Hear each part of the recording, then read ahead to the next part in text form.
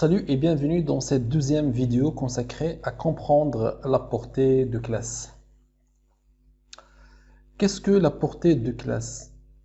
Les données membres, c'est-à-dire les variables déclarées dans la classe, et les fonctions membres, c'est-à-dire les fonctions déclarées dans la définition de la classe, appartiennent à la portée de la classe, on dit aussi étendue de la classe. Les fonctions non membres de la classe se définissent sous la portée du fichier. Sous la portée d'une classe, les données membres de la classe deviennent immédiatement accessibles par toutes les fonctions membres de cette classe et peuvent être, c'est-à-dire les données membres, référencées que par leur nom.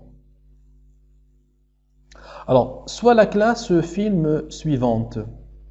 Donc, les fonctions membres, d'abord dans la classe, on trouve trois variables, c'est-à-dire données membres, le titre, premier rôle, second rôle, et on trouve deux fonctions, afficher film et initialisation.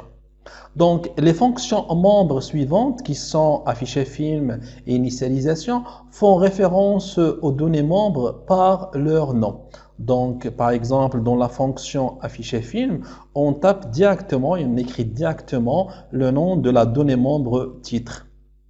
Même chose dans la fonction initialisation, donc on fait appel à une fonction str cpy et on utilise directement les données membres. Alors, en dehors de la portée de la classe, la référence s'effectue par le biais de l'un des identificateurs d'objets. Par exemple, donc, dans la fonction main suivante, donc ici nous créons deux objets, fugitif et nuit blanche, de la classe film.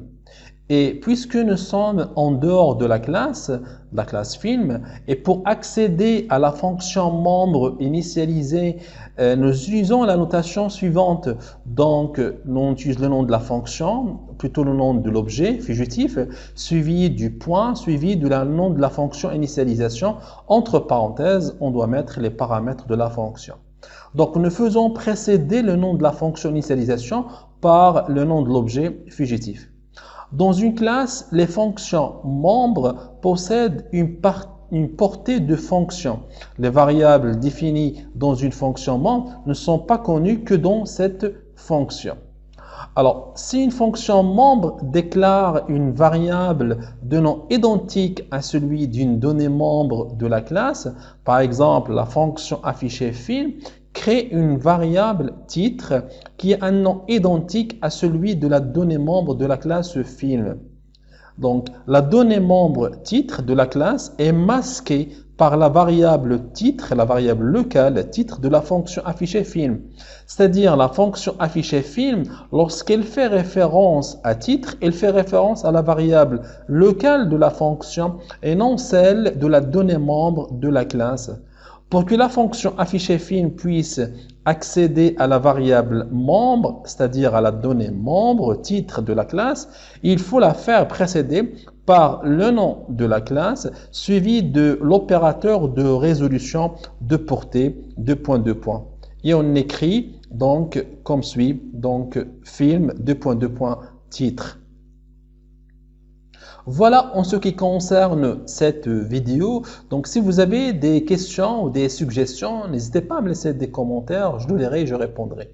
Merci encore une fois et je vous dis à très bientôt.